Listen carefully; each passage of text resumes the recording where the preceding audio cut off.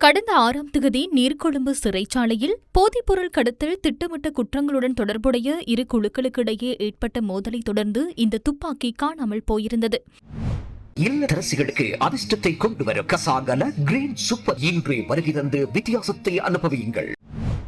இதேவேளை அடுத்த சில நாட்களில் பழைய போகாம்பரை சிறைச்சாலையில் கைதிகளை தடுத்து வைப்பதற்கான நடவடிக்கைகள் எடுக்கப்பட உள்ளதாக சிறைச்சாலைகள் திணைக்களம் தெரிவித்துள்ளது.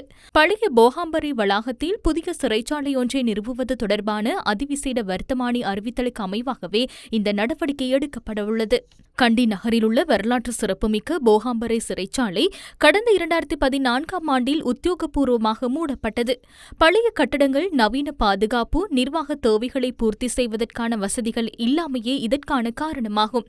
அதற்கமைய அங்கிருந்த கைதிகள் பல்லேகல புதிய சிறைச்சாலைக்கு மாற்றப்பட்டனர்.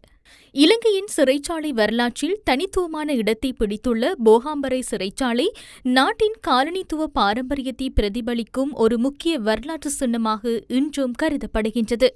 இதனிடையே நீர்கொழும்பு சிறைச்சாலையில் ஏற்பட்ட மோதலை தொடர்ந்து ஏனைய சிறைச்சாலைகளுக்கு மாற்றப்பட்ட கைதிகள் எவரும் எந்தவிதமான வன்முறைகளுக்கும் அல்லது சித்திரவதைகளுக்கும் உள்ளாகவில்லை என இலங்கை மனித உரிமைகள் ஆணைக்குழு தெரிவித்துள்ளது. இதுவரை மேற்கொள்ளப்பட்ட கண்காணிப்புகளின் மூலம் இந்த விடயம் உறுதி செய்யப்பட்டுள்ளதாக இலங்கை மனித உரிமைகள் ஆணைக்குழுவின் ஆணையாளர் சட்டத்தரணி நிமால் புஞ்சிஹேவா தெரிவித்துள்ளார். நீர்கொழும்பு சிறைச்சாலையிலிருந்து கைதிகள் மாற்றப்பட்ட பூச, அங்குனுகொல பெலசு, வலிக்கடி உள்ளிட்ட சில சிறைச்சாலைகளுக்கு மனித உரிமைகள் ஆணைக்குழுவின் அதிகாரிகள் நேரில் சென்று கண்காணித்ததாக அவர் குறிப்பிட்டுள்ளார். இதனைத் தவிர தற்போது வைத்தியசாலையில் அனுமதிக்கப்பட்டுள்ள கைதிகளையும் நேரில் சந்தித்து அவர்களின் பிரச்சினைகள் குறித்து கலந்துரையாடியதாக சட்டத்தரணி நிமால் புஞ்சிஹேவா கூறியுள்ளார். கைதிகள் மாற்றப்பட்டுள்ள ஏனைய சிறைச்சாலைகளையும் மனித உரிமைகள் ஆணைக்குழு எதிர்வரும் நாட்களில் கண்காணிக்க உள்ளது.